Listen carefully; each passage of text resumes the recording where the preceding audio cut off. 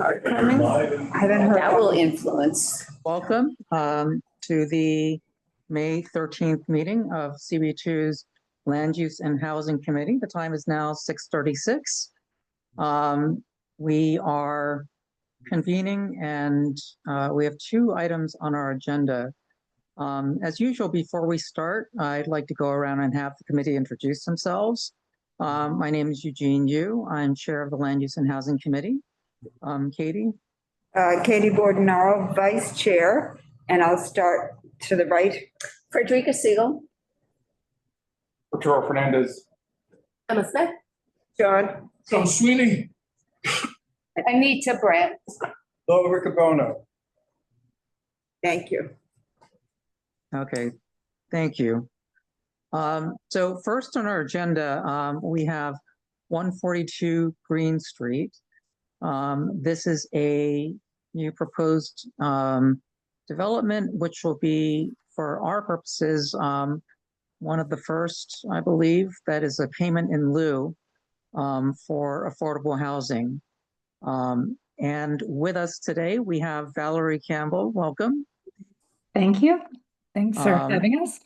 Yes, definitely. Thank you for joining. I believe we sent over, we had a list of questions when we had convened last month that the committee had wanted to just discuss, but I think it would also help if you gave a short background of the development. Sure. Eugene, can I just, Eugene? Yes, I Bill. want to make an announcement. My name is Bo Riccobono. I live directly next to 142 Greene, and in that capacity, I've been negotiating with this developer for my own reasons. So I will participate in this discussion, but I will recuse myself from any votes of the community board. Thank you, Bo. Thank you. Okay, so 142 Greene Street it's in the Soho Historic District. It is a contributing cast iron building. It was a loft building, and it is being converted to residential, which is now allowed under the new Soho NoHo mixed use special district. And as part of that, in this case, a contribution is required to the Affordable Housing Fund. And maybe if I can sort of pivot back to the questions you sent, which were very helpful in sort of preparing for this. The first question was how Soho NoHo rezoning really affected the obligation for the project to address MIH and what the standards were. So I think everybody on this committee knows that residential development in the manufacturing districts was not permitted as of right prior to the enactment of the special district. But all residential development now in the special district is subject to the mandatory inclusionary housing provisions of the zoning resolution. If the zoning lot allows for the development of more than 12,500 square feet of residential floor area after subtracting the lot area. And generally, MIH requires that 25% of the residential floor area be affordable. And this percentage increases to 30% if the affordable housing is provided off-site. So the project, because it is being converted to residential and because of the type of construction that's going on, this is considered by the buildings department as a new development. So it is not subject to the provisions for converting joint living work quarters that also apply in Soho NoHo. So residential development that increases the floor area, the residential floor area on the zoning lot by more than 12,500 square feet, but less than 25,000 square feet is eligible to pay into the Affordable Housing Fund. And that fund is held and administered by HPD. The funds have to be used for the development, acquisition, rehabilitation, or preservation of affordable housing.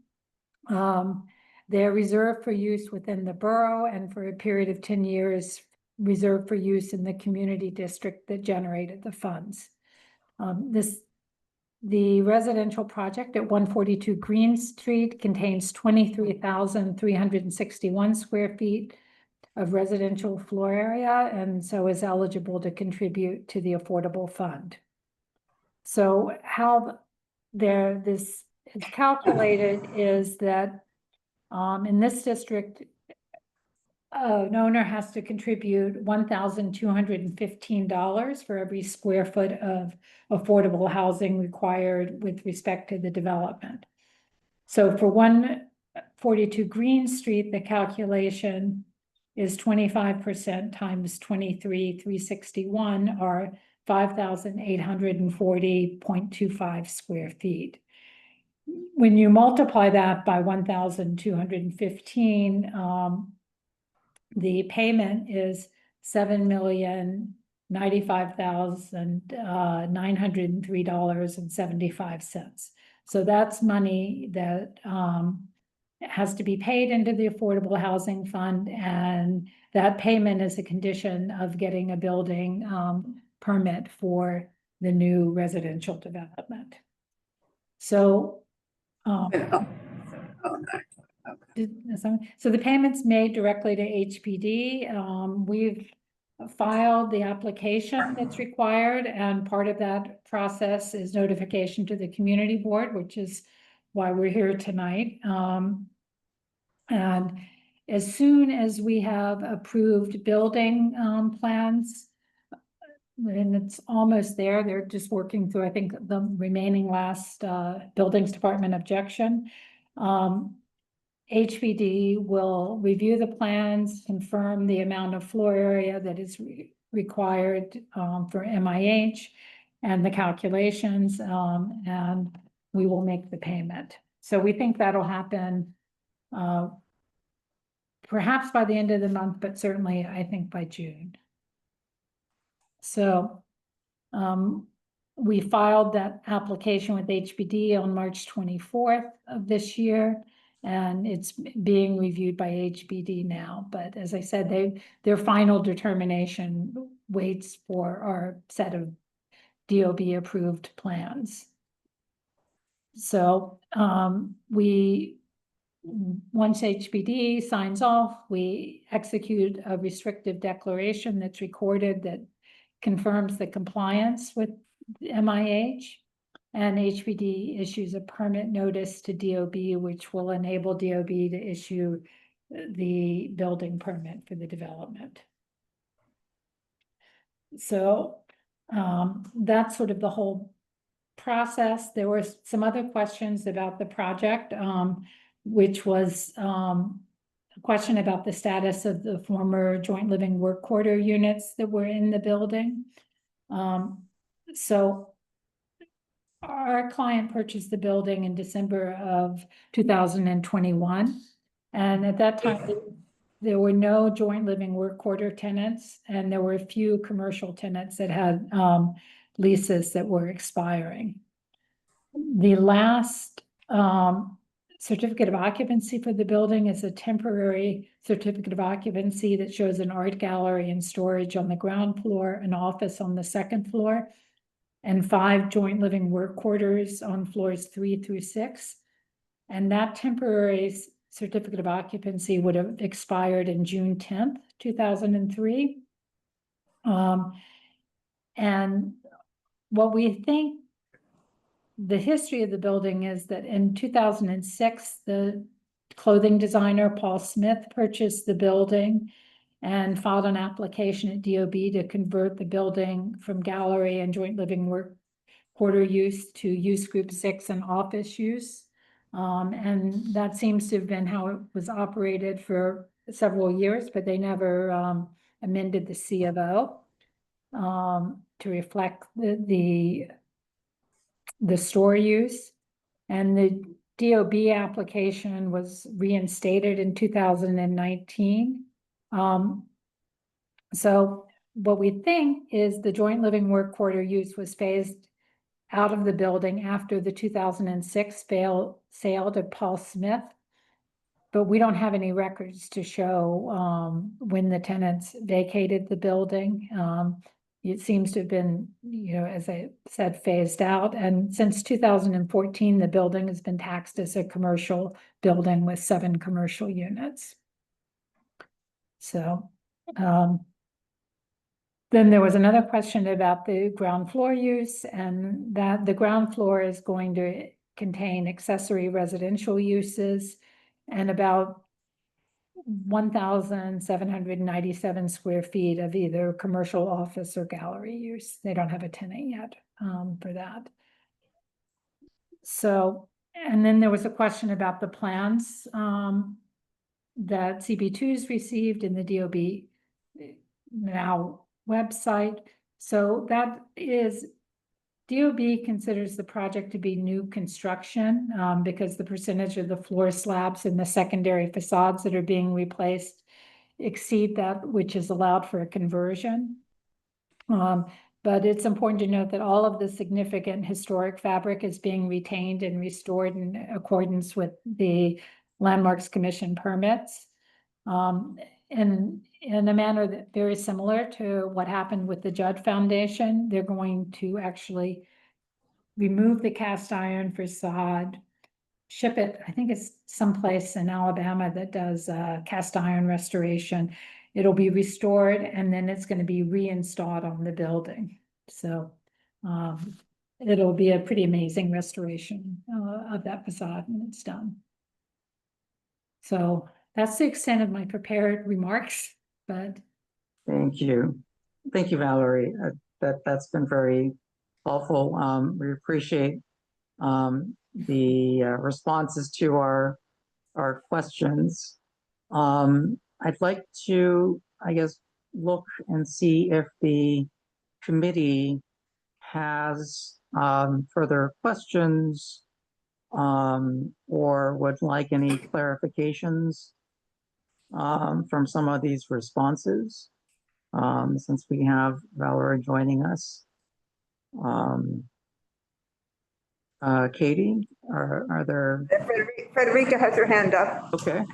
So maybe I missed it, but in determining that this is new construction, what were the deciding factors in that, and what would have been the difference if it had found to not be new construction but more restoration or something other than new?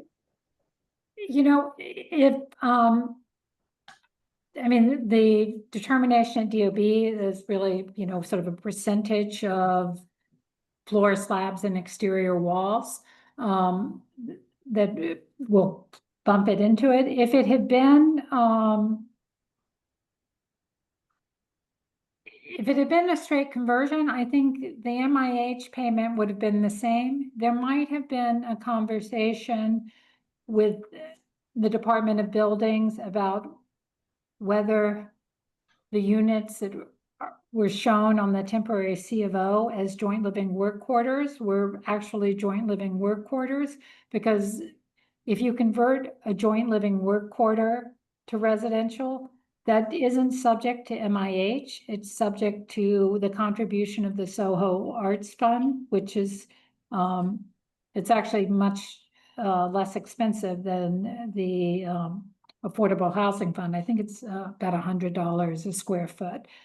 So there might have been that conversation with buildings about whether the converted floor area was subject to MIH or the arts fund. Although I think, given the documented use for more than 10 years, it seems like it would have been a straight conversion from commercial to residential.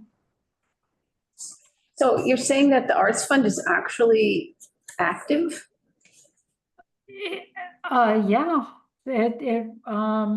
I mean, it was litigated, but it was upheld. So. You know who's running it? It's supposed to be a third party, I am not sure what the status not for profit. I think we should make a note to look into that. Thank you. Okay, I have a question, Valerie, about, thank you so much for coming tonight.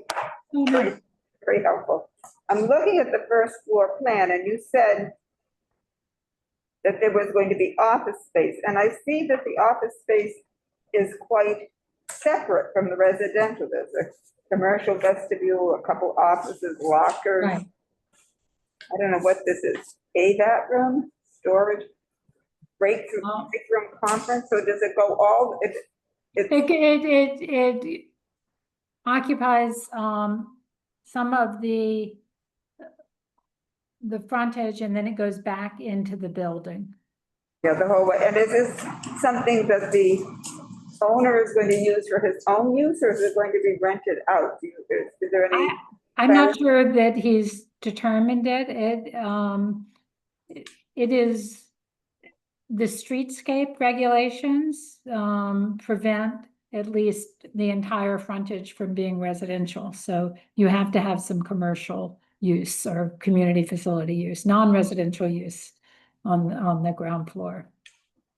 Yes, okay, well, thank you. Sean has a question. So outside of that commercial use we're talking about just now, the remainder of the building is, rumors are that it's for one family, is that correct? It is correct, 23,000. yeah. Some one family. Of affordable housing. Okay, Arturo has a question. Valerie, could you explain a little bit about how y'all arrived at the 23,361 square feet number? I'm looking at the plans that were shared. I see that the zoning floor area there says 24,129. And then also on the gross floor area, it says 32,604. Well, that may include below grade space, which is not floor area. I apologize, I don't have the plans in front of me. But and some of the zoning floor area is commercial floor area, it's not residential. So below grade is not considered residential for zoning purposes? It's not considered floor area. Below grade. It's part of your gross floor area, but it's not zoning floor area. Thank you. Any other questions? Oh, Frederica? You know what the total value of the project is? I do not know what, I am sure, I mean, if you're considering that just the 7 million is just the contribution to the Affordable Housing Fund, I mean, you can kind of imagine that it's a very expensive project. And Sean? His other house is in Hawaii. Oh, The compounds. okay, thank you. Oh, thank you so much. Andrew, can you promote, how do we promote it? Okay. Is he coming on? Andrew, are you there? Yes, I'm here. Thank you very much. So two quick things that I want to point out, which I'm sure members of the committee will recall from the days debating the Soho NoHo rezoning. One is the question was raised repeatedly with the city about whether or not situations like this would arise, which is that applicants, developers would choose to pay into a fund rather than including on-site affordable housing, which they could do. They just have the option of not doing and paying into a fund instead. And as you may recall, we were told nobody would ever choose to do that because it's so incredibly expensive. It would actually be cheaper, make more economical sense for them to just include the affordable housing on site. Clearly, that's not true. Certainly, at least in a case like this. The other thing that I wanted to point out was, one of the reasons why the city said that it was so vital that we changed the existing zoning was, of course, to help with the production of housing and to ensure that we had more affordable housing in the neighborhood. Under the old zoning, this 23,000 square foot single family mansion would not have been allowable as of right under the zoning. It would have had to have gone through a discretionary process where the city could have said, no, we don't think that a 23,000 square foot, single family mansion is appropriate here. You can convert to housing, but it has to be multifamily housing. So I just think this is yet another illustration of so many of the failures of the Soho NoHo rezoning and of the inaccurate information that we were consistently fed throughout the process. Thank you. Andrew, just to be clear, in your first point, during the rezoning, it was the city, you mean CPC, who told us no one would make a payment in lieu. Correct. That is correct. Okay, I would like to just point out, though, that the, wait, it's okay. But we have to wait and make sure all members of the public. oh, sorry, And then you'll have a chance again, no Valerie. problem. No, thank you for your patience. Is there anyone else online or in the room who wants to comment? No hands? Okay, well, Oh, I see a hand. maybe there is another hand. There's a hand. Pete Davies is up. Yeah, hi. So because this is the very first use of in lieu, and this is nothing against your client, Valerie. This is $7 million for affordable housing is probably something that's useful if we know where it's going, who's managing the fund, and does that fund really go to affordable housing? We were told during the envisioning by our then borough president that nobody had ever done this before. Nobody knew how it worked. It was an idea, but who was ever going to do it? And so I believe there's folks from HPD on. Maybe they can help us and let us know. I heard something about 10 years. So if it's in the bucket over there for 10 years and it isn't used for housing, what happens to it? If I'm hearing that correctly. Yeah, Thank you. I'm happy. Thank you, Pete. I'm going to leave it at that for right now. There's a lot more questions. All right, That's thank all you, Pete. fair. I'm happy to answer that question if that's okay, or if we can go to the next public member up to the That board. would be great. Yes, I wanted to take a moment to introduce you. Joy Resser from HPD is also joining us. She did provide very helpfully written answers to the questions that the committee had directed to HPD regarding the fund and the supervision of the fund and the overall use of the fund from the city's perspective. Very pleased to have Joy joining us as well. Joy, if you would like to respond or provide some clarity on this, that would be great. Sure. Yeah, I'm happy to. And apologies for not having my camera on. But like Eugene said, my name is Joy. I am Director of Manhattan Planning at HPD and helped put together the responses to a lot of your questions. So I want to clarify that the Affordable Housing Fund is something Valerie mentioned, that they'll be making a payment to HPD. That's correct. The city holds this fund, so we will be holding the $7 million. The funds, and she also mentioned this at the top of the meeting, must be spent within the community district where that payment is generated, unless there's no project that's able to use the funds, at which point they could be used anywhere in Manhattan. But we fully expect to identify projects within this district that would be eligible to use these funds. In addition to that, the city is required to be transparent about how this fund is allocated. So this will be the first fiscal year that contributions have been made into the fund. And so this will be the first year that we'll issue a report, but we can certainly share that with the board so you're fully aware of sort of where this money is living and where it's being allocated. Joy, Katie Bordenaro here. When is that report due, audit report due? That's a great question. I can follow up with that. This is, again, the first year, so I'm not sure if it comes on the fiscal year calendar or at the end of the year, but I can get clarity on that. Thank you. Appreciate that. Joy, Yeah, go ahead. Does it have to be used on an HPD program? or any affordable housing program? That's a great question. I can also look into that. I know HDC also funds affordable housing in the States, so we'll confirm. My understanding would be that it would likely go to an HPD funded project, but let me find out more about that for you. Okay. And Joy, did you mention the time period that the funds, I understand that you believe that they will be spent within this district, but what is the time period for those funds to be spent?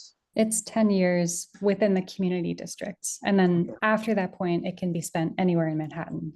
So we believe very strongly that this money will be spent quickly because there is such a need for affordable housing. But yeah, those are the rules. Okay. Arturo has his hand up. Hi, Joy. I just wanted to double click a little bit on this expectation that there will be a project that is found where these funds can be used in CB2. I hope not. You sound pretty confident about that, and I was wondering if you can, explain to us why there's so much confidence in that.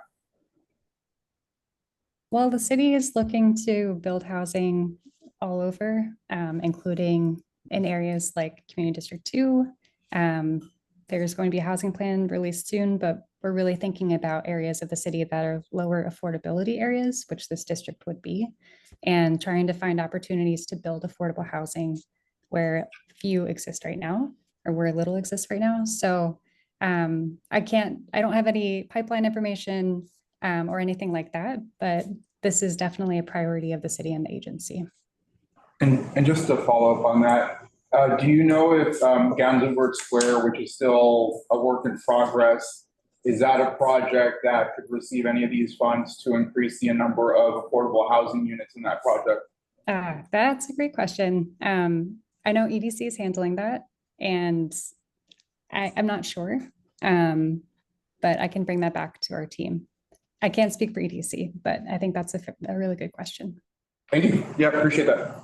So when that money hits the fund, is it used for projects to defray the cost of projects that are already funded? Or such as, I think, EDC or Gansevoort Square, or does it get applied to future projects that don't have funding where that money could really help? That's another good question. Since this is really one of the first payments that we've received or will be receiving, I don't know if we have any specific plans for that, but I can also follow up and get more information. Would you please? Thank you. Have a question? Is there one more hand up somewhere? Pete has raised his hand again. He may have a follow-up. So who makes the determination where the money, which project gets the money? I can only imagine folks are lining up, developers. But there will be. Which might make certain projects more viable than they would have been otherwise. So is this determined by the head of HPD? Is it determined by the mayor? Who determines where the money goes? That's a really excellent question. I don't think it would be determined just by one person. But again, I can get more information about sort of what that process might look like. Okay, and what would we have to do to make sure CB2 is involved in that decision? I'm not sure if there would be a public component, but if there's specific ideas that you all have that you'd like to share, I'm always happy to pass those along. Because this came about because of Soho NoHo. It did, yep. Or no, maybe I'm misspeaking there. I'll take that back. Thank you. Joy, you obviously have added at least 5 questions to your list, so thank you. No problem. Happy to follow up on those. Any other questions from the committee in the room?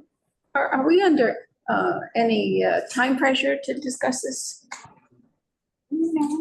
I don't think. Is there any deadline that's looming where you need some kind of opinion or a recommendation from us? I Or is this don't a believe- courtesy? I think it's just a courtesy referral of the application. It's required that we send the notice when we file with HPD. I have another, just agents. Okay. Mark, you stood up. Valerie answered it. Oh, okay. Okay. Valerie, do you have any more comments or responses that you want to give to what you've been hearing? No, I just do want to clarify that it is only a kind of a small segment of projects that have the option of contributing to the Affordable Housing Fund. If you're building less than 12,500, you don't have to contribute anything at all. But if you're building more than 12,500, but less than 25,000, that's when you have the option to submit into the fund. Once you get above 25,000, you either have to provide it 25% on site, or if you go off site, the percentage increases to 30%. Okay, so this project falls in that. It falls in that specific range. Got it. Okay, thank you for clarifying. I don't see anything more in the room, Eugene. Do you see anything more on? No, I don't see. Oh, I think, Pete, I think there's a question from Pete again. Yeah, I just have one more comment. Sure. I believe that this provision that Valerie just explained between the 12,500 and 25,000 square feet came from Gail Brewer because she wanted to capture developments in Soho that would have been within the envelope of the existing FAR at that time, which pretty much 5 floors, 5,000 square feet per floor if you had a double lot. So that got you to 25,000 square feet. So Gail or the borough president's office might have some knowledge that is useful to community board too, as we try to figure out this brand new mechanism that is being offered to us to get affordable housing units in community board too. Thank you. Thank you, Pete. Do we have any other questions? Katie, it sounds like there are no questions in the room. No, none that we, no.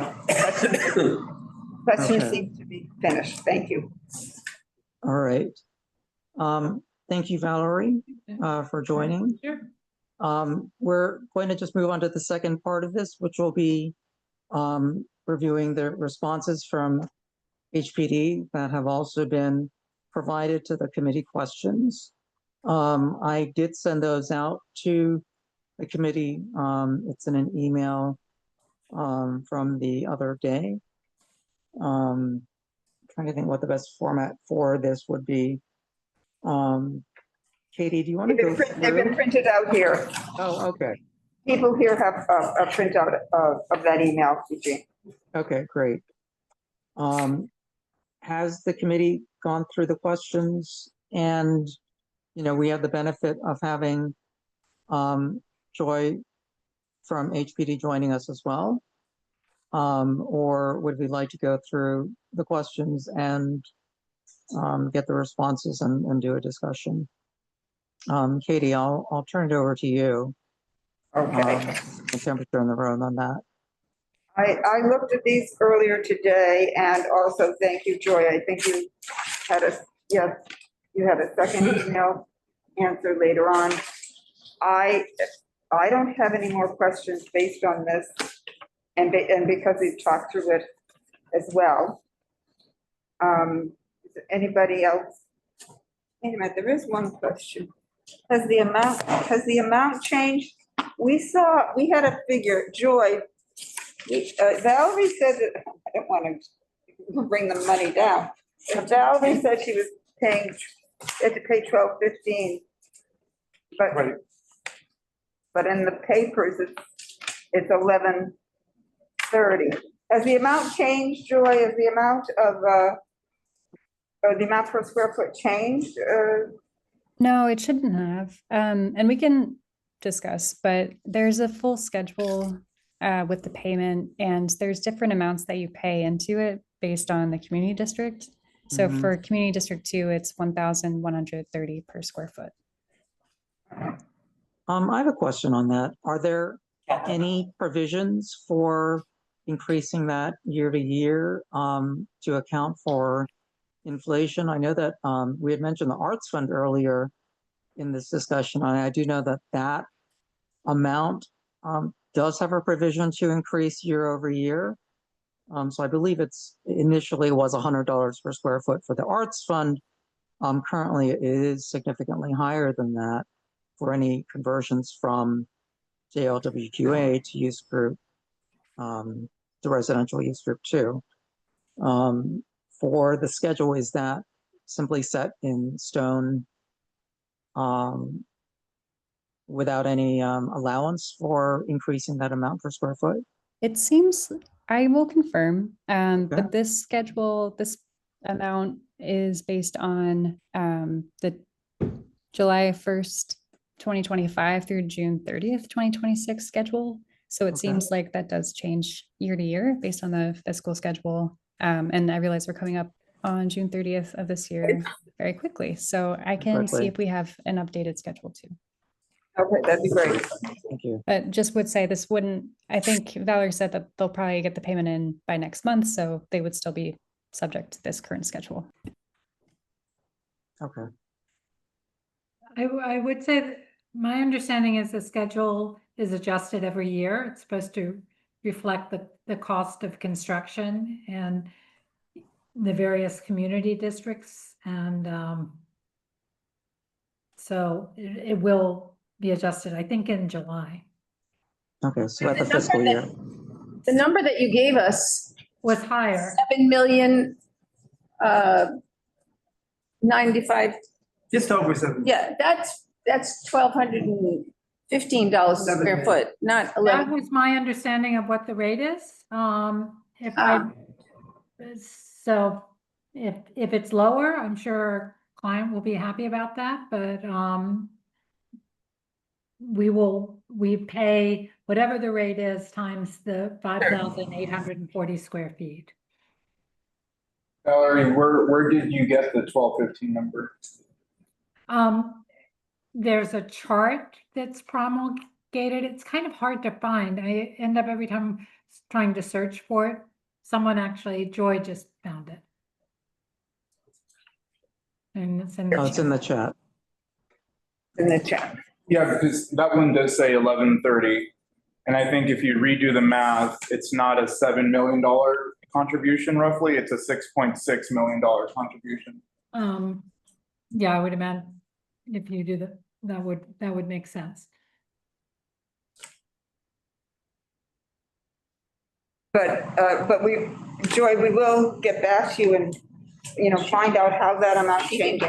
Yes, yeah, we'll, be sure to remind you, sorry to say, that we do want to understand a little bit more about how that amount changes and what are some of the factors that would make it change and what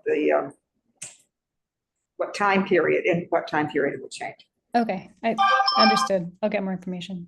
Thank you. Thank you. I know, are there any other questions for Joy in the room or online? We're very happy that you were able to join us. This has been very helpful. No problem. I don't see any more questions. Eugene, we don't see any more questions. I don't see any questions. I'll ask if there are any questions from the public. Pete just raised his hand. Does anyone know $7 million or 6.5 or whatever million it is? How many units what does that mean in terms of funding an affordable housing unit? Joy, 'cause Joy may be able to tell us that. What's the average price per unit to build a new affordable housing unit, for example, Joy? Yeah, that's a great question. I think it really would depend on the project. But we definitely, yeah, I would have to get back on that. At least, I would say at least, sorry, I'm trying to think about this. I don't know if there's an average amount, but definitely around 500,000 per unit is probably what we're looking at in Yeah, most cases. yes, I've seen that figure recently, but I think it depends on land acquisition costs. So, Absolutely. so if it's on city-owned land, which we have a few precious pieces of, it would be different than if it were something that had to be purchased. Correct. Okay. But it's obviously something we're interested in, and we love more information about. How far does this money really go? Great. Okay, If there are no other questions, I would like to take the opportunity to move us into business session to discuss the 142 Greene application before we move on to the next topic. Is that okay with everyone? okay with the committee? Okay, okay, yes, committee agrees, Eugene. All right, so while this is fresh in our minds, I think there was a question from Frederica as to whether there was any, time schedule that we're under. Frederica, was the reason for the question that you're wanting to get additional information? Well, I'm wondering what we're going to do with this. Is it rise to the level of a reso? Is it just informative, given that this is the first one for us? Is it educational? The only thing I could imagine is that we would complain about the loss of apartments going to a single dwelling, but that's kind of like blowing in the wind against, I guess you'd say. It's still worthwhile, I think. It's up to everybody, yeah. I don't recall that when we were so immersed in it, that the Arts Fund had any kind of escalator over the $100 per Yeah. square foot. You Yeah, it say it does. did? There's a built-in, there's a Definitely did. I built-in. didn't think it did. Based on inflation. It doesn't, okay. So it'd be, I think we need 8%. to, I think actually just for our own information, we ought to follow up on what's going on with the Arts Fund. See who's the administrator of that and have them come attend a meeting and tell us all about it. That I'd like to see. It might be an interesting topic. Yeah. I don't think they've collected any money yet though, into the arts No, they fund. haven't. Maybe this will be the first, but we could help them get organized, right? To the arts fund. I mean, I think you're right, it wouldn't, right, but something will come along that is. So it says that it should be adjusted by the chairperson, and that adjustment will occur on August 1st of each calendar year. Share of what? The Arts Fund. The CPC. Arts Fund. But that was supposed to be administered by some like 501c3 or some, some nonprofit that was supposed to do that. They never created a My recollection. framework. It just said it's going to happen and it hasn't happened yet, 5 years on. Well, we could have a meeting and dig into it then. We certainly could. So to answer, Can I go, again, maybe for the newer members, there was something called the BRAC Fund. Back in the 70s and 80s in Soho, when you converted from a factory to a JLWQA, like me and Bo live in different buildings, you had to pay into a fee to help. We paid too, 35,000 in those days. about That's a lot of 40. money. And supposed to go into a fund to help retain manufacturing in the city or Manhattan, the city. And we never heard of anything. And about 15 years later, at a zoning committee meeting, I asked someone who was in that program, and whatever happened to all that money? Goes, It went into the general I fund. don't know, yeah. It went into the general fund. He worked for the city and he was now in private practice. So these funds are ephemeral. Okay, well, so it'd be good to shine a light on it, make sure. Yeah, keep it in the spotlight. That's good, okay. Good luck finding who's in charge. But, you know, But- Left a few rocks over if that we one. don't ask, we'll never find out. But to answer the question, there's, I think it's up to the committee as to how we want to respond. Our role in this is limited, like many of the new actions where we don't have a specific public oversight role. So the touch point on this for us is we're notified by the developer of this particular application. But there is no time period or clock that requires us to do a response. There's no one waiting on the other side for a response. So even if we were to respond, there's nothing that says that we need to respond this month, for example. And I don't know that it makes sense to respond on something where we don't expect to see a change in the outcome. So for example, the loss of units, it sounds like that's a foregone conclusion at this point. So, there are some actions that, it may feel good for us to do. But as far as actually affecting change, I would ask that we look at what we'd want the resolution to do. Carter, you have your hand up? Yep. Hey guys, sorry, I had a lot of CB2 stuff, so it caught up with me today and I had to take care of some other stuff, so I'm not there. But I'm on my phone. I just wanted to, so the reason we started hearing these so we could learn more about it. That's why we heard the first couple.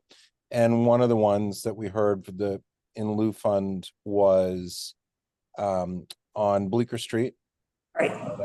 And then we also had heard the other offsite buildings, right? Where we didn't, they were coming to inform us about them. So a lot of this is for us to learn about it. I believe that one of the, Pete had brought up Gail. Gail had mentioned that time that she had never seen the funds come out of the affordable housing funds wherever they're directed, that the money just sort of had disappeared. So I think that having a better understanding of where the offsite money goes is what we would want to ask, is a worthwhile endeavor. I don't think it was envisioned that this would be used that often, but here we are, and we've seen a few of them already. And we were also told that the offsite, building another building wasn't going to be used. And we've had several of those already. So, or, 2 of those. So I think just trying to understand this process better is important. And then we may be able to waive this in the future, right? Having them come before the board because it's more straightforward. But at this point, we still don't know what's happening to those funds or how it's going to somehow benefit our area or anywhere else in the city for that matter. Frederica has her hand up. Yeah, I think- Then I'll go after Frederica. I think that maybe the most important thing we could do right now is to summarize everything we've learned and put it in our meeting notes so that it forms, especially, in these times of term limits, explain the whole thing, hopefully find a way to add the answers to our questions, even if it comes in the following month. You can always amend your notes. It's not anything official like that. But I think there are a lot of good questions that we asked, and I hope when we get the answers, we can sum it all up. I know that Rich Cacapolo does amazing notes, and even when we don't have a resolution, and they often come in very handy. So I think we could do that too. Well, and I told, well, first of all, we've asked all these questions and we actually have HPD's answers in an email, so we can sort of. Right, but we have so many that we asked that we're waiting to hear back.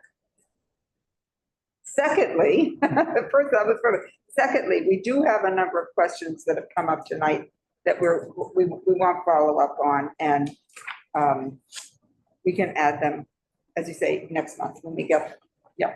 So I think we have enough to do that. You know, I have enough to summarize what we've learned, and we have questions out there, so we'll have more information afterwards. Okay, so that seems, I would agree with Frederica that that's the move forward. Yeah, I think putting this in the report format is a good use of our time, as well as some of the information that we've learned. It sounds like this will not be the last such payment into a payment, payment in lieu. As opposed to what we heard when this was first put forward as an option. I think the calculus on this may have changed, where some people believe that it's still worth paying into the fund versus actually building the affordable housing on site. That obviously was what happened here in the creation of a single family home. I don't believe that they would want to have affordable housing built on site. So, and I think I'm just going to add a couple questions to our list. You know, how is the report sent to the community board, or do we have to put a reminder in to go looking for it? The annual audit of the in lieu MIH in lieu fund, and just to be very clear about when it's released, because we can, that's how we can track the money in this report, obviously. Arturo? And to your point, just maybe it was mentioned, but who runs the audit? Is it HPD or is it the comptroller's office? Okay. Who runs the audit? Good. Okay, that's good. Yeah, the report is, I think we want to keep an eye on it. I do feel that we're learning. We're getting, our knowledge is accreting every time we talk about it. So that's great. yes, and I think the questions about how projects get this money is a good one. Who makes the decision as to which projects have access to this fund? With the money that's been put there. Yeah. What's the priority of projects to receive the funds? Would the community board be at all involved in the decision-making at any point, with the city, in the city's decision-making? So those are some of the questions that I have too. What is this? Okay, there's also a question from Pete in the chat. I'll just read it out. The disappearance of the JLWQ units at 142 Greene also warrants inquiry. Those units continue to be cited on the most recent C of O for the property. I believe there's a specific process regarding how JLWQA units are removed from the system. If that process was not followed, then that should be made known. There are many loose ends being put on the table with this development of 142 Greene, and this will not be the last such project. So CB2 needs to learn more. Wiser is better. So that's just the content of the text that's in the chat. Thank you. Okay. All right. If there are no other, so let's put these in the notes for the May report. If we get the responses from HPDS from some of our questions in time for us to put it in by next week, we'll put that in. Otherwise, we can add on to this report as we get the additional responses. Okay. So I'd like to move us to the next item on our agenda, which was to discuss 5 West 13th Street. And so this was an agenda item too. If you recall, we had looked at the report that was the objection. Sorry. Is Joy staying for the next session, or should we thank her now? Oh, I don't think Joy was necessarily staying for the next section. I'll hop off. You're happy to stay. Thank you for having me. But yeah, I'm gonna hop off. Appreciate it. Okay. And I will get back to you on the questions that you all provided, and thank you for those. Thank you for joining. This is very helpful. Have a great night. Okay. Okay, and I think we can thank Valerie then too, because we're not going to circle back. We're done with our discussion. We're done with our discussion for 142 Greene. So Valerie, thank you for joining us. No, my pleasure. Take care. All right, Good thank you. night. Right. So the items for 5 West 13th, as you recall, the committee had taken a look at the objection that was put forward by George James, and he had put this as in response to a question from a neighbor, a concerned neighbor, regarding the project. And this was regarding whether or not there was a discrepancy on what the developer was doing in terms of building on 5 West 13th and what the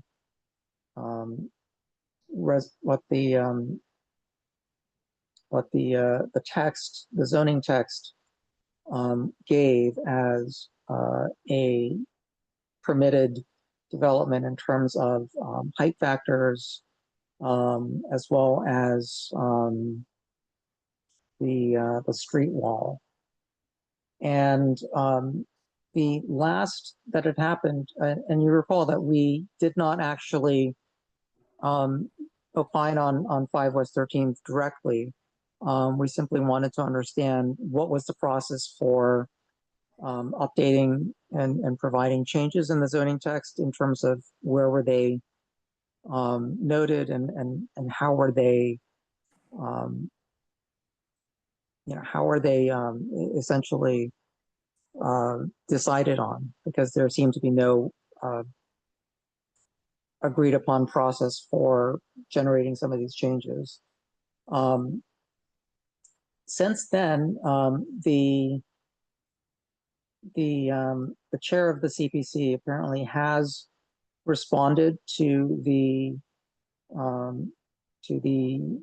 set of challenges, and essentially had confirmed that DCP is confirms that this is that the developer did have a correct interpretation, and that there was no discrepancy or correction that needed to be done in the zoning text.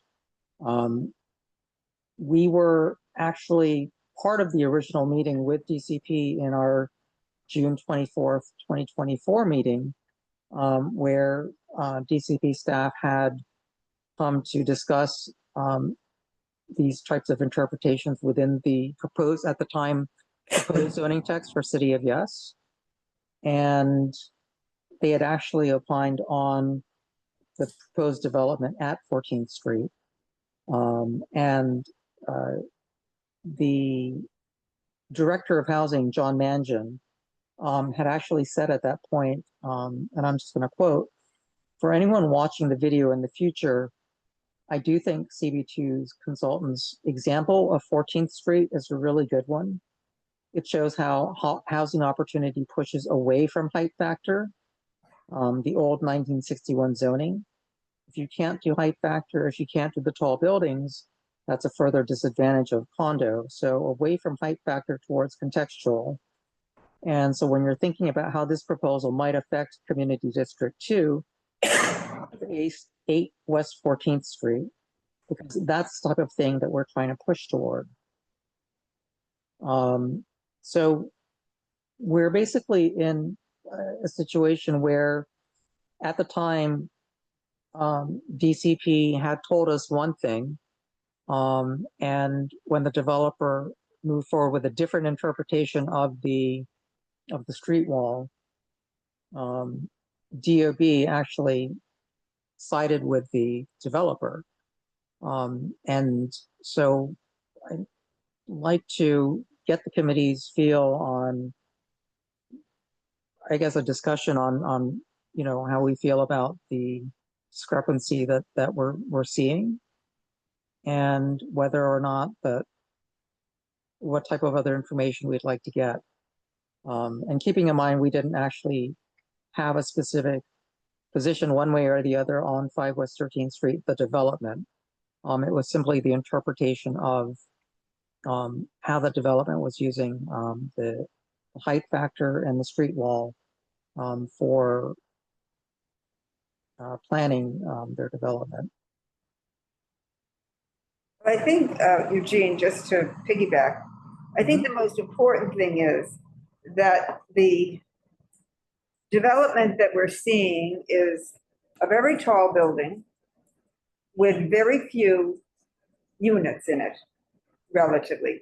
It's a luxury condo development with, I don't remember off the top of my head, but less than 50. 1 unit per floor. Yeah, 30 36. stories, 36 of them. Before someone comes along and combines a couple. So less than 50. Whereas if they followed the rules that they told us they were going to follow, the city, which is part of City of Yes, because we use this as an example of when we were discussing City of Yes, we would have closer to 200 units, I think. It would probably be rental because of the mix, and there would be affordable housing. So it's just a continuation of what we're seeing.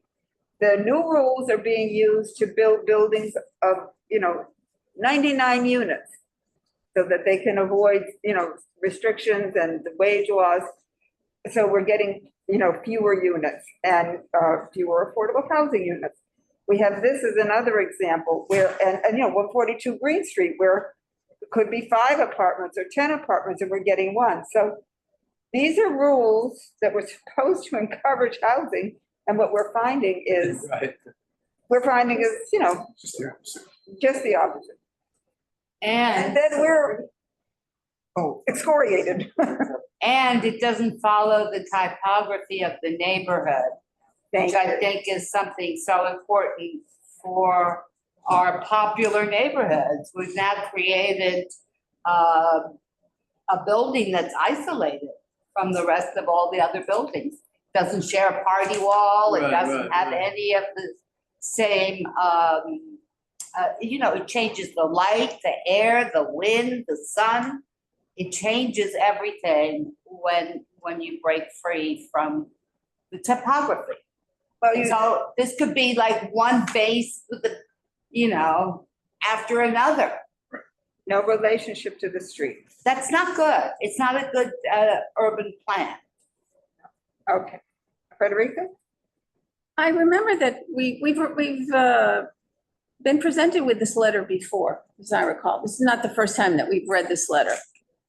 And since we first got it, it's been adjudicated, let's say, by the DOB.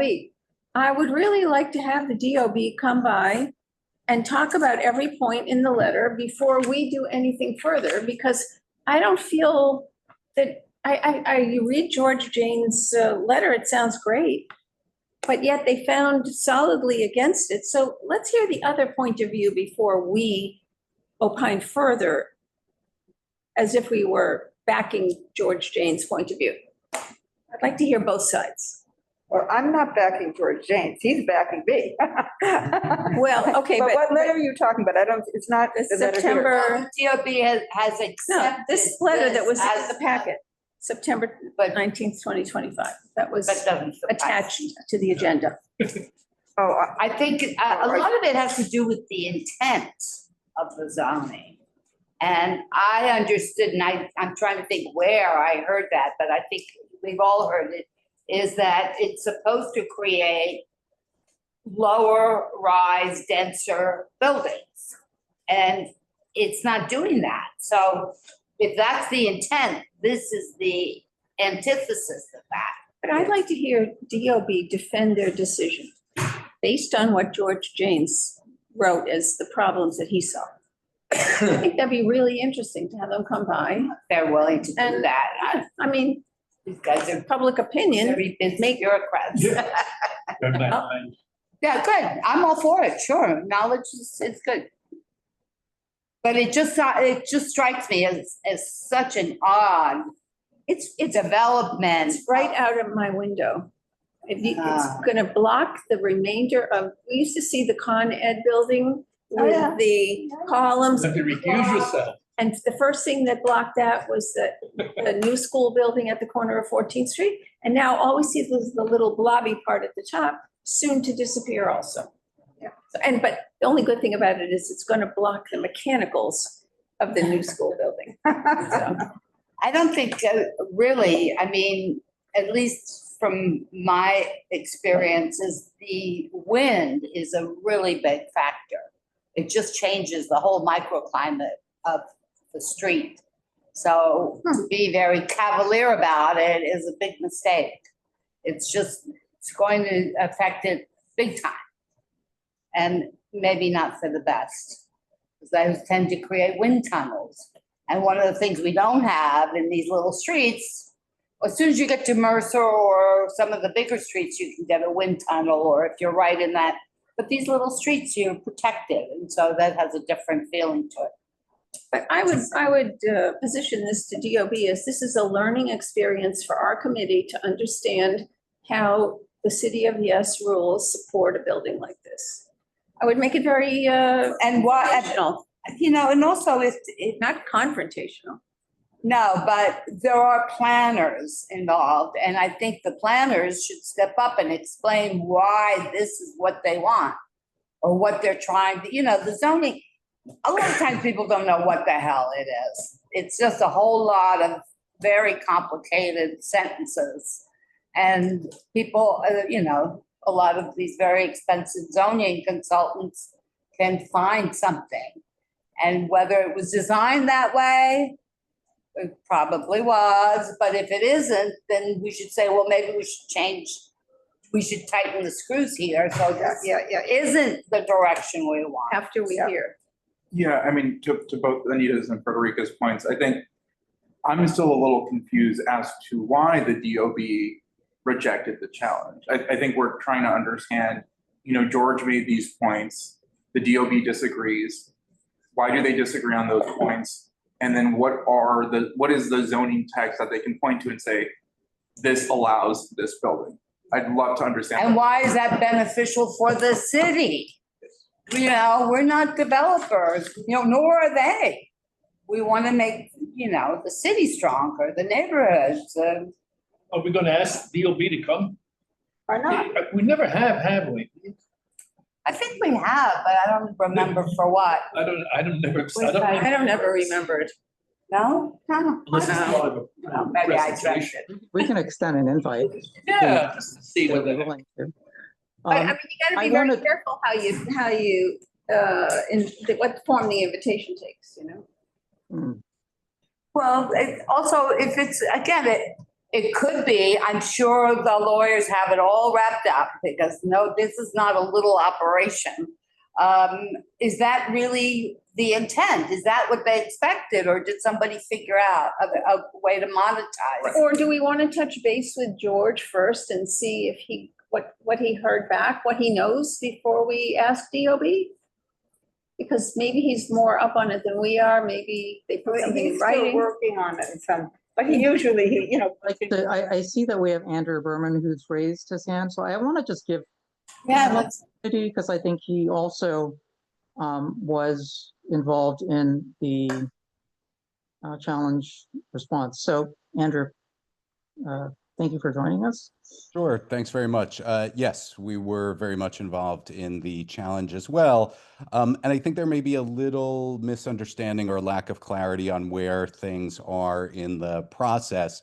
Although, the paperwork, I think, kind of shows the trail fairly clearly, which is that when the plans for the building were filed, George believed that it was not conforming with the zoning based in part upon exactly what Eugene quoted, which was what the Department of City Planning had said at the Community Board 2 hearing on City of Yes in 2024. And working with neighbors and with us, he filed a challenge saying, this does not conform with the zoning as written because it should not allow this type of building for X, Y, and Z reasons here. Now, the Department of Buildings responded basically by saying, we disagree. This does conform with the zoning. So George's response was to say, well, hopefully this means DOB is inaccurately interpreting what the zoning was intended to do. So we should ask the city planning to issue one of these clarifications, as I think he talked about in a meeting that you had a couple of months ago. They've done literally hundreds of these for City of Yes to fix the language where they felt there was some sort of ambiguity, inaccuracy, etc. So that actually went out under our letterhead to the Department of City Planning, and the Department of City Planning just, I think, 3 weeks ago responded and said, no, you're mistaken. This is exactly what the zoning does allow. There is no misinterpretation on the Department of Buildings part. This is what the zoning is intended to allow. So that's been settled. So the only way to change this is to change the zoning. It's no longer a matter of, are they interpreting this correctly? Did they really mean it this way, etc.? The city has made 100% clear this is what they meant. But I think it's also important to understand this isn't simply a case of a developer has figured out a clever way to get around what the zoning was intended to do. The zoning actually, in a case like this, encourages development of tall, slender towers that do not include affordable housing, because the optional universal affordability preference does not apply in a case like this where you're building a height factor tower. It only applies in those lower squatter buildings that the Department of City Planning wanted to give all of us the impression that City of Yes would steer developers towards. But in fact, what City of Yes did was it gave developers all of these bonuses and incentives that they didn't have before so that they could build height factor towers. So they're all moving in the direction, at least in neighborhoods like ours, of height factor towers, which won't include affordable housing, will include very large units, very small number of units, and will be the most expensive housing you could possibly imagine, which will also, in many cases, because these will be high rises with duplexes, triplexes, et cetera, and small number of units, largely not be places where people primarily live. So that's the zoning we now have. And if we want to change that, it's going to require a zoning change as opposed to a fixed interpretation of the zoning that we have, because this is what, in fact, City of Yes has given us. This is supposed to be like a little bit of housing everywhere. So we are getting a little bit. Very little. Very little. That's one way of looking at it. Yeah, barely. Arturo? Andrew, I have a question.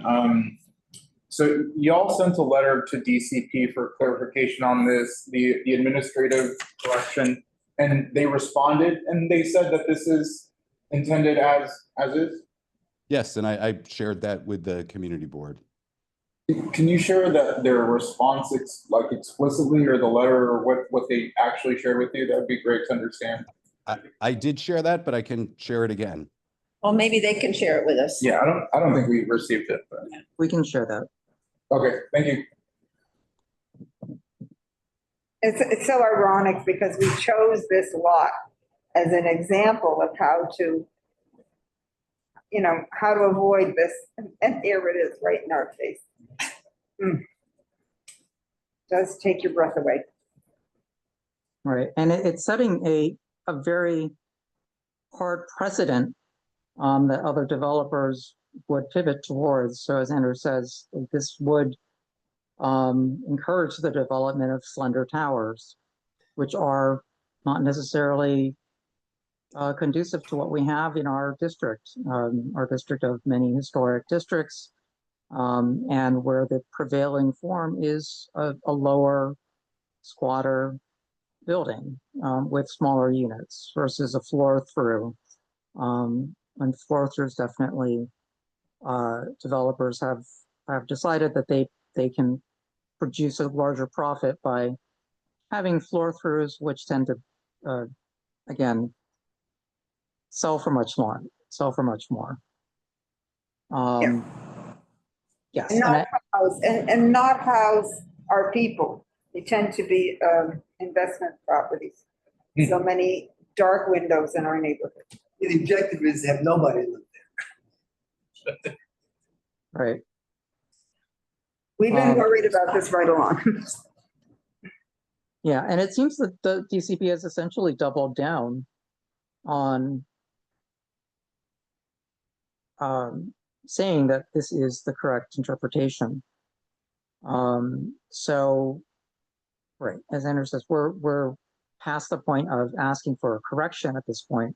They have given the response, and we do have a letter from Andrew that was sent back to DCP, and I believe Mark and we can share that with the committee if it hasn't been shared already. But we can make it available on the Google Drive and also share it over email.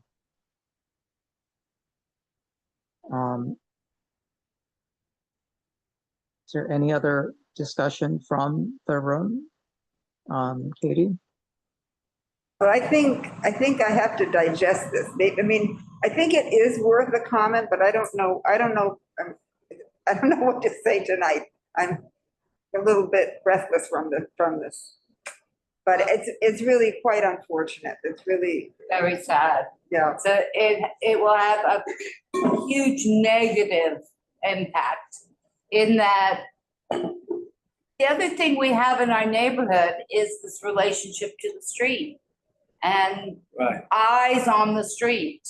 This is now, again, alienated people. It's a social statement that's really not a good way to go in a small, tiny island. Be nice to keep an eye on everyone, the safety, security, life. It's very alienating. Yeah, and I think we have kind of a unique position in that, it was at this committee that this specific development was discussed with DCP as they were going through and, promoting the city of Yes. And, we actually have them, on our recorded meeting, saying that, they're against these types of small, slender towers. So that is an interesting place for us to have heard that. And then to have them now say, no, they're agreeing with DOB and the developer in that there was no misinterpretation of the zoning text. It's these things when it gets up at that level, just like the Soho NoHo, we didn't sign their paychecks.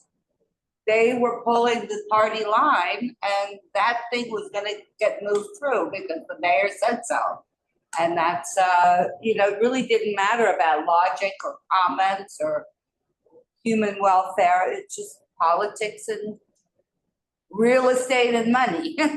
So it's a very sad thing that this is, it couldn't be better for the developers. Let's just stamp them out. We can make another tower. It's very. David?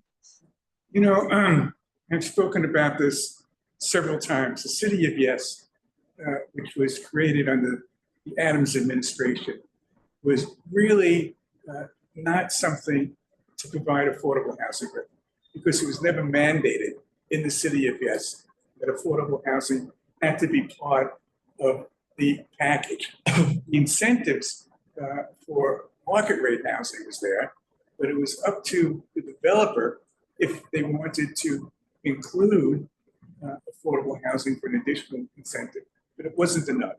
So what we have is we're going to DCP or you're going to CPC, which are agencies of the mayor's office. They're not independent bodies. They're not commissions. They are part of the mayor's office and under the mayor's administration. So the mayor was very big on this. And we're going back to DCP and saying, interpret this for us. It's like kind of like crazy. I could have told you before we submitted it that that Department of City Planning would have rejected it because they were part and parcel of the crime of trying to, I remember in this room, having DCP explain to us how wonderful the city of Yes was, and all these open New York people said, build, build, build, build, build, build, build, build, build, build, build. All housing is good, but all housing is not good unless we blend it in with affordable housing, which the city of Yes never provided, ever. And so now this is a perfect example. The city will never be as clever as market rate architects and developers who will figure out every angle which to circumvent. Their job. Which they're doing now. They're experts at circumventing the zoning. And here we have a situation which is contrary to what people bought into on the city of Yes. We had Dan Garodnick, who was chair of the City Planning Commission, go on to talk shows, TV, and conferences, and tell us how this was going to be great. We lost the Zoom. And this is a result of what was built under the city of Yes. This is low density, We're back. Zoom? You're back. Oh, here. This wasn't one of them. So, yeah, right. And so I was never a fan of this. It is the same thing that happened to us with Hudson Square. Yeah. The mayor at the time, Mr. Greenberg. I know this because I was chair here and we negotiated the Hudson Square. Did not want affordable housing there. And he made it, plain that the incentives were not great enough. So here we go. City of Yes. It was just a sham, I feel, for the private sector. Administration after administration after administration. Yeah. Sean, if the city wanted affordable housing, it'd be affordable. I know. Sure. It also has to have be enough to make it cohesive also socially. This sort of like a token for that's a very dangerous mix. I mean, you want to have enough that will make a community or normalize yourself. Maybe in Brooklyn and Queens where they could build in the backyards and build a house in the backyards, but here in Manhattan and here in CB2, which is a whole wealthy community that's already completely developed, very little open space. So this city of Yes is not good for us, not good for affordable housing. And the city insists everything it does is one size fits all. And the city of 8.45 million people wants to put legislation, regulations that is good for Staten Island, good for Manhattan, good for CB2, good for Bayside, Queens, and it's ridiculous. Okay, I think I vented it. David. But I, just wanted to jump in. By the way, full disclosure, my grandfather owned this property. Owned what property? Did own it on 13th Street. Ah, Long time ago. Sold it about 50 years ago. Nice. it sounds like also we want to, I guess, have a representative from, do you want DOB as well as DCP? Am I saying Yeah, not? sure. They'll tell us the same thing, that we're wrong, they're right. And, excuse me, we're the experts. We get paid, we know what we're doing, and the community board are just, we have an architect. I have a master's degree in city planning. I know zoning inside out. We have other professionals on our board But they think that we're just a bunch of like, silly people who don't know as much as them because they get a paycheck and we don't. So yes, the answer is yes. Although my salary on the community board has been doubled. It's 0 times 2 is Amazing. Want to Especially, recognize Andrew? I had a comment real quick. Especially because I think what really merits clarification is the DCP's existing or former director of housing coming to us and saying something explicitly different. Yeah. And I think that needs to be resolved by that department. What are you saying? You say that you want them to come and say something explicitly different? The director of housing, the quote that. Joe Manchin. Yeah, the quote that Eugene brought up, where he explicitly, I was at that meeting, he explicitly said that this lot is an example of where quality housing would have gone instead of the high factor building. You want So, them to defend their decision. well, it doesn't sound like they were truthful. I don't know what happened. They were truthful then. They're not interested in. Things changed. I think I didn't think it smelled right before either. So it's just coming to fruition. Well, Andrew has his hand up too. Yeah, let's hear. All right, Andrew.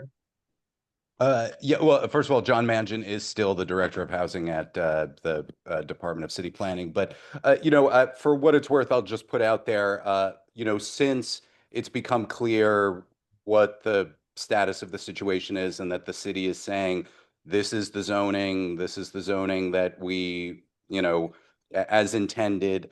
And as we've really drilled down on the mechanisms and see how clearly they put the finger on the scale in favor of these, sort of high rises that won't have the affordable housing, that will have a small number of very large units that are unlikely to be permanent residences, we're undertaking a campaign to try to convince, compel, suggest that the city consider changes to the zoning.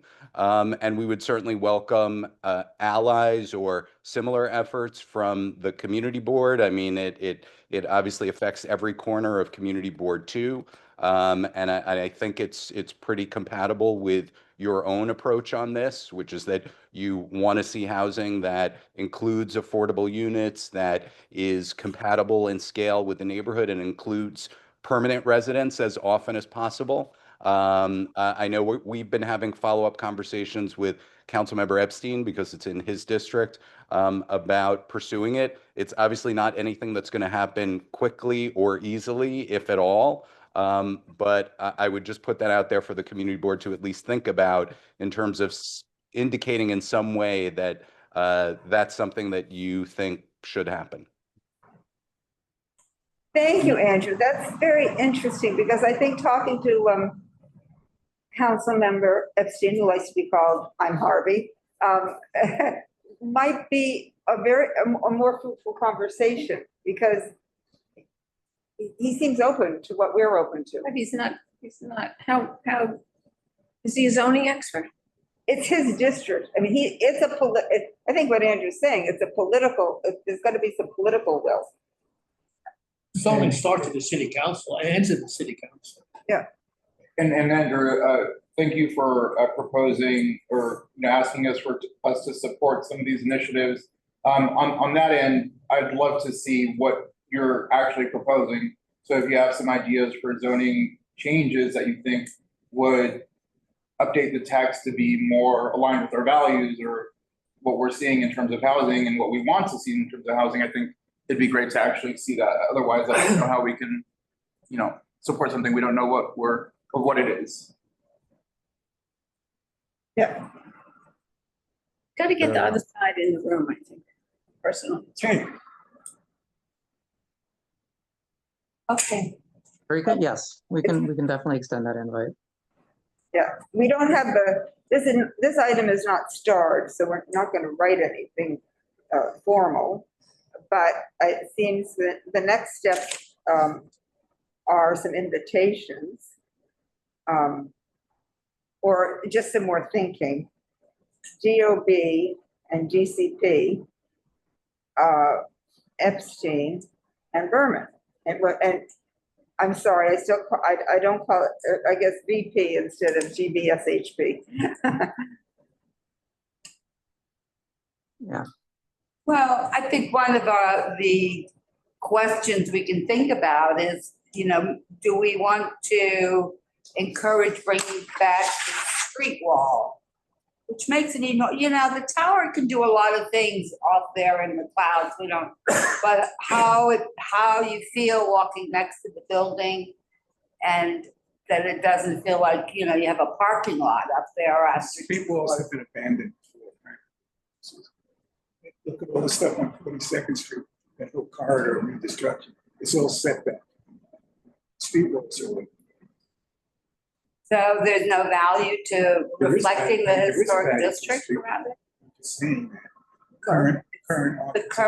But even if it steps back, it has to do with so there are other solutions, whether it's on the street wall, but that it should be Yes, you could. reflecting the mass of an entire neighborhood. And still have a street wall. Yeah. There are a lot of ways. I think the point is that it's not like a blank, just a blank. well, just a 1 or 2 story base on which the towers go. It's maybe on Park Avenue, but not here. Well, I think it brings us The back, Lever House. it brings us back to 142 Green in a All of certain Park way. Avenue, not just Lever House. Well, Lever House was the big, Park sorry, Avenue street example. wall design, I know, well,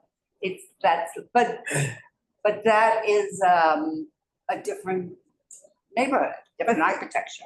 What I'm saying, Anita, is think of what we got out of Soho NoHo, which we saw at 142 Green, was there had to be a commercial presence on the street, Yeah. which is, is that relationship. So people walk by and there are eyes on the street from that little office. And that was required, right? We all demanded. I agree, oh, yeah. Listen, we want life in our streets. That's what makes it worth living here. Otherwise it'd be very dangerous. Yeah. Honestly, that's what makes it safe. Okay. And also that the zoning, to like the larger maybe meta point is like not only the street wall component, but that it's actually prioritizing more units, right? More market and affordable housing units. The incentives are not there in the current structure, even if they aren't required to meet the street wall requirements. Like that's what. Well, also not everyone has to have $1 million view. That's the whole point of these plates going up into the sky. But they're all gonna be very surprised when they meet a whole bunch of other towers, right, looking right at them. But that's how it's gonna look. It's gonna look like a whole bunch of needles. Spiking out, Not good. Hudson Yards. Oh, imagine waking up there. I would be very unhappy. So cool. Okay, so wait a minute, what is, Frightening, I think, really. okay. Okay, so Okay. I think we have questions and possible invitations for the future.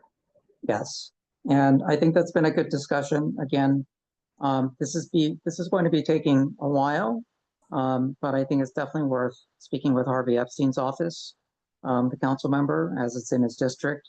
And I do believe he discussed this at our last full board as well, right, when he gave his report. He mentioned 5 West 13th Street. I think it's good to ring a big bell, though, I have to say, because if this is gonna be a disaster, we might as well say so and make some noise that we get something else on, and it could, all these smart people can tighten it the other way. Ringing the alarm and saying, listen, pay attention. And Andrew, keep us in the loop too, on what he's doing, Eugene. I mean, that's something. Right. Okay, good. Right. Okay. And it was represented to us differently. It was definitely represented to us differently. Yeah, so very convenient. So none of us sat there and read the 5,000 pages. Right. Okay.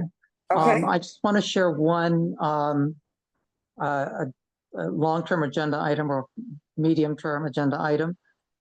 We've been in talks with the EDC regarding Gansevoort Plaza. And so we are looking at a September date for them to come with the developers and present their plans and in a public hearing. So, you know, we want to avoid the summer months. So September is when we're currently targeting for that to be, and we're also looking for a venue for the September meeting. Just so keep that in. We haven't discussed that for some time. Okay, Okay, there's just a question in the room too. I'm sorry, I didn't hear the beginning. I got you now. Thank you. Arturo has his hand up, Eugene. I have a Arturo, new business unrelated to that. go ahead. Okay, so I think last month during new business, I brought up the topic of net positive housing construction. And I think even more broadly, multifamily unit prioritization, especially in the context of the 142 Greene, right? I think that's an example of so-called commercial to residential, but not in the way that, you know, I think we often would like in the neighborhood. So I'd like to add this topic for discussion to next month's agenda. Like what?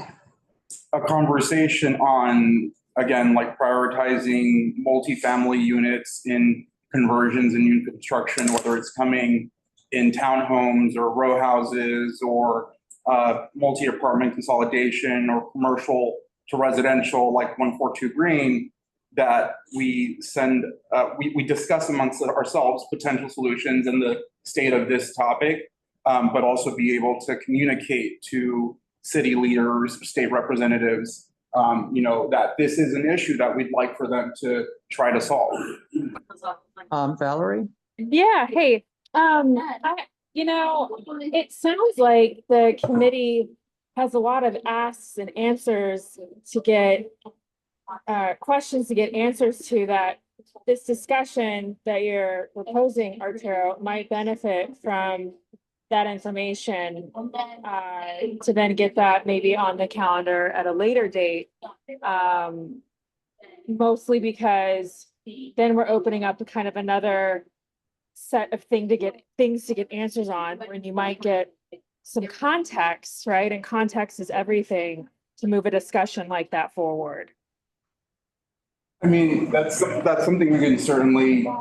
I mean, this is kind of more to Eugene, you know, to Eugene and to Katie to think about, since they set the agenda. I was still mid-speak. Yeah, we can certainly discuss these things online and then come offline and come together next month and have a larger discussion. I mean, I think Well, the point of new business isn't just, it's the point of new business is to bring forward new business for us to discuss in the current meeting. Yeah. So thanks for bringing that up again. You know, we'll think about it as a future topic. Well, I'd like to move to add it to next month's agenda. That's not something that we do. No, that's by Robert's Rules of Orders. We can move to vote. We can vote on that. When you want us to vote. I'd just like to understand. I think it's the chair that makes the agenda. Yeah, it's the chair and the vice chair that set the agenda. Could I just to understand it better before we rule, but we're not going to consider it. When you say prioritize, who's supposed to prioritize? We are supposed to prioritize, or we are supposed to figure out ways to make the city prioritize? The latter. So if you advance that subject for the next month, this is just a thought. If you advance the subject, that thought of how we would do that, then we could discuss whether we thought that was a feasible thing to do. Yeah. Would that be okay? Victoria, you have a plan to do this. I think it's really, I think it's kind of really, I think you bring up a really great point, but I think, you know, and to David's point, you know, it is the chair that sets the agenda. the committee chair. I'm not, what I'm saying is not in conflict with that. I'm Oh, no, I saying know that. Oh, no, I know. I said Arturo in has sub, an yeah, idea. So exactly. if we could flesh it out a little bit more and we could figure out how if we could turn it into an action plan, then maybe it would be more palatable to the chairs. And David had a comment as well. Do you have an idea? I don't understand. You looking to change the zoning resolution? Is that what you want, a zoning change? Yeah, there's a few, I think, I don't want to be over prescriptive and say there's only one way to try to solve this issue. But I think even there's an article that came out in Bloomberg that talked about the rise of mega mansions in Manhattan. And even George Janes brought up potential solutions like changing the dwelling unit factor to make it a minimum instead of just a maximum, or alter zoning that would prohibit alterations to a building that reduce the number of units by more than 20%. So I don't want to over-index on like there's one solution, but I would like for us to recognize philosophical discussion. Well, no, I would like for us to recognize that it is an issue and that there are potential solutions that can be considered at the state.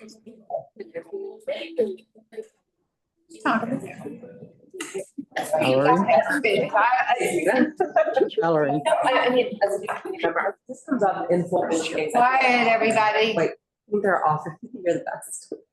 I feel like we often hear folks voicing distress that we've seen another building combined units for a single family house. So this seems in line with like what I've been hearing just in full board meetings about like, oh, another one, right? It seems like there's a certain amount of volume in But our there's- district. It's To say that there's one way, but it seems worth. It's not capitalist. It's not designed into this. For sure. It's designed for the benefit of. For sure. That's the design, and I agree with you. Yeah. And again, we should make some noise, but that's just against everything that's being approved. Okay, Valerie has her hand raised. Yeah, I would just say, Arturo, I understand that, Eugene and Katie have already spoke with you about this. I'm a little disappointed in that their leadership is not being respected here. That's sakes. That they have spoken with you about this in a way to move it forward. However, they dictate the pace of when and where and what goes on the agenda for this committee. So I just ask that you respect their leadership. Well, I don't know if you're privy to the details of the conversation, which we don't have to get into. But I think dictate is probably not the right model that we should be using for a committee in the United States of America. I disagree with you on that characterization of disrespecting their leadership. I value their leadership and recognize the wealth of knowledge and importance that they have to the committee. But just because we potentially disagree on the priority or potentially disagree on the subject matter is not a reason not to have it as a discussion or agenda item. I agree. That they do dictate the pace, they do set the pacing. From what I understand, they were working with you on this. However, it does not seem to be a respect of the timing for when they would like this to go on the agenda. So I'm just going to leave it there. Thanks. Well, again, I don't think you were privy to the conversation because I did ask Eugene explicitly when they would follow up with me on when this would be appropriate, and I got a non-answer. Okay, sounds maybe some patience, maybe, Yeah. Anyways, I'm going to leave it there. An answer I would be think this great should- too. I mean, it's not hard to set a timeline. Arturo, so Katie and I have been in conversations with other departments as to whether we could move this agenda item along. But we haven't really shared that with you yet, but there has been some discussion. We'll consider adding this to a future agenda item. But as of, adding this to the June agenda, I don't know that we can accommodate that at this point.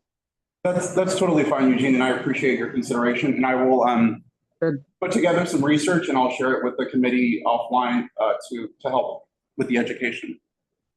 David? Yeah, I think that you're on the right track, and I think your heart's in the right place on this, you know, and I could agree with what you want to do. And the final objectives, I just don't think it's ready for us to discuss. I think it's too vague, and we need to like really focus on something and really figure out, you know, a more pinpoint idea. I don't think that this committee is ready to do a citywide agenda about prioritizing it. Although I understand where you're coming from, and I would agree with where you're coming from. I just don't think it's ready. It's not close enough. That's my opinion. Yeah, I mean, I think we need to consider the scope of what the committee has under our purview, as well as some of our local developments, and anything local is, you know, takes priority. And we're also looking at where we can actually effect change with a resolution. So, you know, I understand that this has been in the news recently, and there is pending legislation at the state level. But you know, that's where we're in current discussions with. And, you know, we'll see where it makes sense to bring this in at the committee level. But I agree with David. It's you know, this may be a nice topic to discuss about and get really upset about. But as far as, you know, something that we can do at the city level, at the CB2 level, we really need to see, you know, where we can best put our energies. So I'd just like to add my 2 cents that I didn't feel there was anything disrespectful in Arturo's suggesting this, even if he's talked about it with you and Katie. I didn't feel that you took umbrage, that you felt disrespected. There's things that I bring up on a perennial basis that go nowhere, as far as I know. Sometimes a good idea can come out of a little brainstorming. If you recall, I don't know how many times I've mentioned this community benefit space that we never get an update on. We talked about at one point inviting it's probably been 5 years since we had the executive director of the loft board come, right? That's something that we ought to find a way to incorporate into our agenda. But I think that bringing up topics that don't come to us as applications it's healthy for our committee. So I feel, honestly, Valerie, I feel that the language that you used just escalated the heat of the conversation beyond where it needed to be. Oh, that's all, you know, I am so excited about what Arturo is working on. That was not clear in my comments. So thank you for your characterization, Frederica. I'm excited to see what comes out. I think we need more ideas. Look around the table. A lot of people are not going to be here in a year because of term limits. So we need to foster these ideas with everyone that's around this table, 100%. But just a general overall note, it's what I'd said in my chair's report last month about, you know, consultant, you know, reaching out to consultants and, you know, everything's got an agency personnel at the city or elected officials on behalf of the board. My general message that was in my chair's report last month is to always go through the committee chairs. And that's a lot. There's other things, Frederica, that you're not privy to. Thanks. All right. Let's move on. We should definitely talk about it. We have the same discussions in landmarks, which it has no place. But we still bring it up. We put it into all the resolutions. It's topical. Yeah. Are there any other new business points to Bring bring your up? fingers if you don't do it. Got to get back to the. I'd like to move to end the meeting. Yes. Yes. Okay, so moved. All Okay, right. second. Okay, all in favor? Let's adjourn. Thank you, everyone. Thank you. 8:25. Nice to see you all. Thanks, everyone. Seeing everyone. Bye-bye.